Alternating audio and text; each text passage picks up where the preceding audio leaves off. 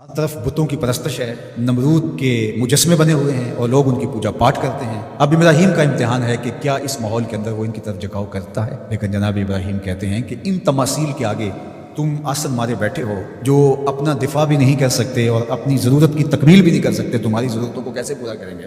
تو یہ میرے رب نہیں ہو سکتے۔ شمس و قمر کو، چاند کو، سورج کو، ستاروں کو پوجتے ہو، اچھا یہ چاند یہ ستارے رب ہے؟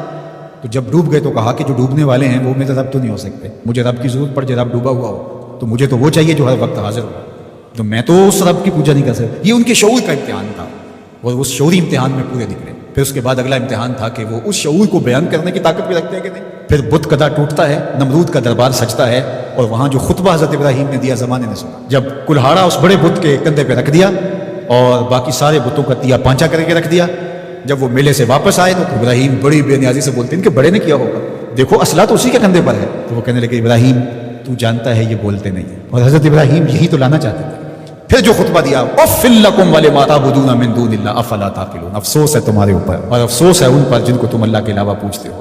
افلا تعقلون، تمہاری کھوپڑی میں دماغ نہیں ہے۔ اور پھر اللہ کی توحید کا بیان فرمایا۔ پھر اس کے بعد جان کا امتحان آیا، تو پھر جلتے ہوئے شعلوں کے اندر جس طرح ہنس کے داخل ہوا پیغمبر، یہ اللہ کا اور نرالی شان تھی۔ نمرود نے سوچا تھا جل کے راکھ ہو گیا ہوگا چخا میں، لیکن 40 دن کے بعد جب آگ بجھتی ہے تو حضرت ابراہیم انگاروں سے چلتے ہوئے یوں باہر آتے ہیں جس طرح پھولوں پر کوئی نازنین چل کے آ رہا۔ پھر 87 سال عمر ہے، اللہ تعالیٰ پھر حضرت ہاجرہ کے بطن سے حضرت اسماعیل کی صورت میں اولاد عطا کرتا ہے۔ اب اتنی بڑھاپے کی عمر میں اولاد نصیب ہو تو انسان کا جی چاہتا ہے سارے کام کاج چھوڑ کے گھر بیٹھ جاؤں اور میں اپنی اولاد کے چہرے کی بلائیں لوں، لیکن حکم ہوتا ہے اپنی زوجہ کو بھی اور اپنے نو مولود بیٹے کو بھی ایسی وادی میں چھوڑاؤ جہاں کوئی سبزہ بھی نہیں ہوگا۔ اللہ اکبر۔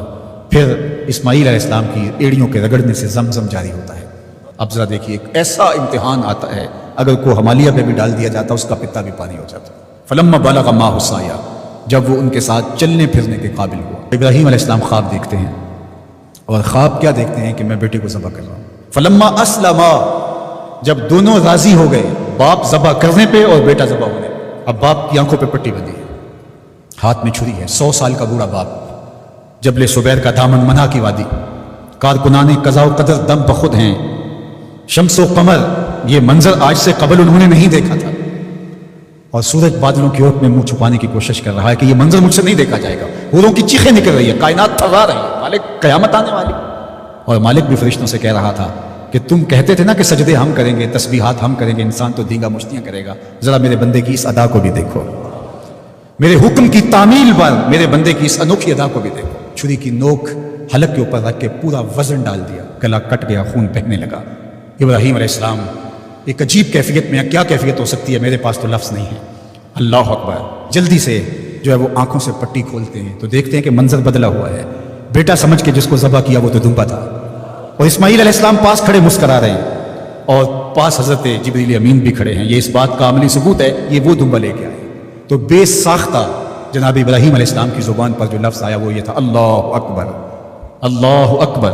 تو حضرت اسماعیل بولے لا الہ الا اللہ واللہ اکبر، پاس کھڑے جبریل بولے اللہ اکبر وللہ الحمد۔ اللہ نے کہا اے ابراہیم تمہاری قربانی کی سنت کو بھی قیامت تک جاری رکھیں گے، تمہاری زبانوں سے نکلے ہوئے جملے بھی مرنے نہیں۔